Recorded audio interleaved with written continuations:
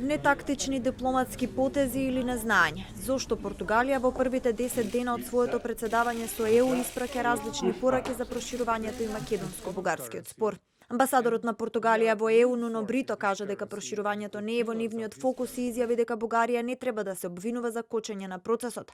Од друга страна, шефот на португалската дипломатија Аугусто Сантош Силва порача дека евроинтеграцијата на Скопје и Тирана ќе биде меѓу нивните приоритети и ќе се обидат да организираат први меѓувладини конференции следниот период. Двете различни изјави од врвот на дипломатијата во Лисабон потикнаа дискусии за тоа што треба Македонија да очекува во следните 6 месеци, токму за време на португалското председавање со Европската унија. Изјавата на португалскиот амбасадор е малку избрзана, неурамнотежена, меѓутоа и Португалија од една страна е далеку од запознаена со регионот, како што тоа беше Германија, од друга страна станува збор за иницијална солидарност помеѓу земји членки.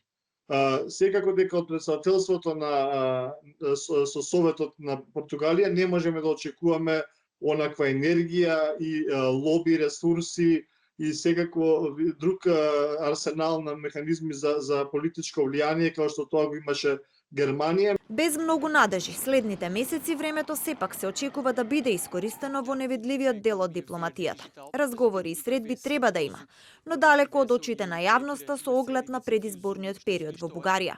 Тоа секако не може да се случи во првата половина од претседателството, треба да го чекаме летото, каде што ќе се поклопи претседавањето со Берлинскиот процес на самата Германија.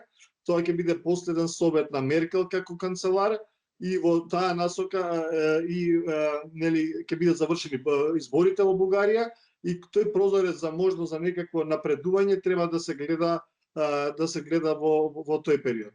Само големите сили го имаат капацитетот да посредуваат или да наметнат решение, пишува професорот и прв македонски министер за надворешни работи Денко Малески во колумна за Плюс Инфо. Тој прави споредба на Македонија и Португалија од 1992 година и сега. Објаснува дека во 90-тите за време на португалското председавање на Унијата и македонскиот спор со Грција, нивната дипломатија станала не повеќе од поштенско сандаче на грчката.